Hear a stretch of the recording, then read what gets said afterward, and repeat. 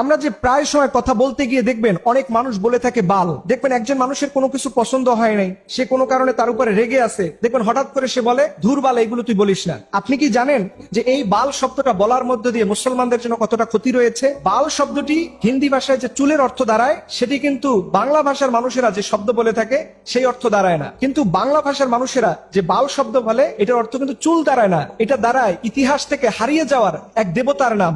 যেই দেবতার সম্পর্কে আল্লাহ পাক আমাদেরকে সতর্ক করে বলেছেন 37 নম্বর সূরার 125 নম্বর আয়াতে, যে তোমরা বাল দেবতার অনুসরণ করো না। আল্লাহ পাক বলছেন আতাদউনা বালাউ ওয়া তাযারুনা আহসানাল খালিকিন। আল্লাহ বলছে তোমরা কি বালকে ডাকবা এবং সর্বশ্রেষ্ঠ স্রষ্টাকে তোমরা কি ভুলে যাবা, পরিত্যাগ করবা? এই বাল শব্দটা আল্লাহ পাক কোরআনের মধ্যে বলেছেন। এই বাল শব্দটা সেমিটিক শব্দ, যার অর্থ দাঁড়ায় দেবতা বা স্রষ্টা, বা আমরা যে আল্লাহ বলে সম্বোধন করি ঠিক একই রকম অর্থ দাঁড়ায়। এটা আসলো কোথা থেকে? আপনাদের মনে প্রশ্ন থাকতে পারে, হুজুর এটা আসলো কোথা থেকে? এটা আসছে মুসা আলাইহিস সালাম যখন আল্লাহর নির্দেশে 40 দিনের একটা ধ্যান করার জন্য তুর পাহাড়ে গেলেন, তখন ওনার যে অনুসারীরা ছিল তাদেরকে বলছে তোমরা যতটুকু আল্লাহর পক্ষ থেকে নিয়ম পেয়েছো এটাই মানবা। কিন্তু তার মধ্যে একজন ছিল সামিরি নামের। এই সামিরি কি করলো, হঠাৎ কিছুদিন যাওয়ার পরে সে একটা গরুর মূর্তি করলো এবং এই গরুর পূজা শুরু করলো।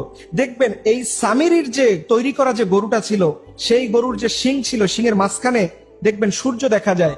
ঠিক এই বাল দেবতাটাও এই একই রকম, এবং মিশরীয় সভ্যতায় অনেক মূর্তির মাথার ভিতরে দেখবেন দুই পাশে দুইটা শিং থাকে এবং মাঝখানে সূর্য থাকে।